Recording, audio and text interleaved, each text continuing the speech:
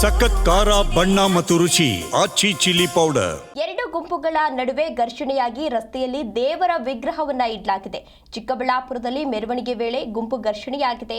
ಆನೆಮಡುಗು ಕೊತ್ತೂರು ಗ್ರಾಮದಲ್ಲಿ ನಡೆದಿರುವಂತಹ ಘಟನೆ ಇದು.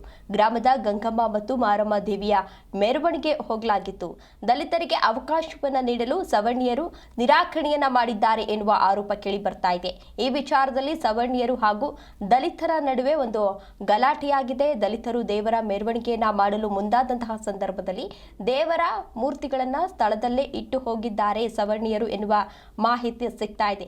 ಕೊನೆಗೆ ದೇವಾಲಯದಲ್ಲಿ ದೇವರ ಮೂರ್ತಿಗಳನ್ನ ಇಟ್ಟಿದ್ದಾರೆ. ದಲಿತ ಯುವಕರು ದಲಿತ ಸಮುದಾಯದ ಯುವಕರಿಂದ ಸವರ್ಣೀಯರ ನಡೆಯನ್ನ ಖಂಡಿಸಿ ಸಾಕಷ್ಟು ಆಕ್ರೋಶವನ್ನ ವ್ಯಕ್ತಪಡಿಸ್ತಾ ಇದ್ದಾರೆ. ಚಿಕ್ಕಬಳ್ಳಾಪುರ ಗ್ರಾಮಾಂತರ ಪೊಲೀಸ್ ಠಾಣಾ ವ್ಯಾಪ್ತಿಯಲ್ಲಿ ನಡೆದಿರುವಂತದ್ದು. ಈಗಾಗಲೇ ಪ್ರಕರಣ ಕೂಡ ದಾಖಲಾಗಿದೆ.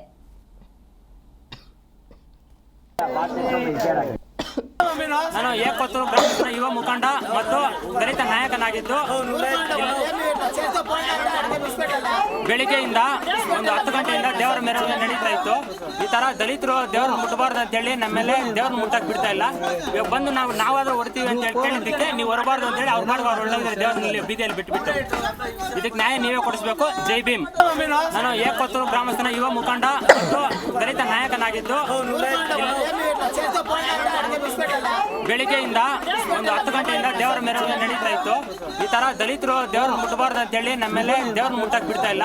ಇವಾಗ ಬಂದು ನಾವಾದ್ರೂ ಹೊಡ್ತೀವಿ ಅಂತ ಹೇಳಿ ಕೇಳಿದ್ದಕ್ಕೆ ನೀವು ಹೊರಬಾರ್ದು ಅಂತ ಹೇಳಿ ಅವ್ರು ಮಾಡುವ ಒಳ್ಳೆ ದೇವ್ರನ್ನ ಬೀದಿಯಲ್ಲಿ ಬಿಟ್ಟುಬಿಟ್ಟು ಇದಕ್ಕೆ ನ್ಯಾಯ ನೀವೇ ಕೊಡಿಸ್ಬೇಕು. ಜೈ ಭೀಮ್.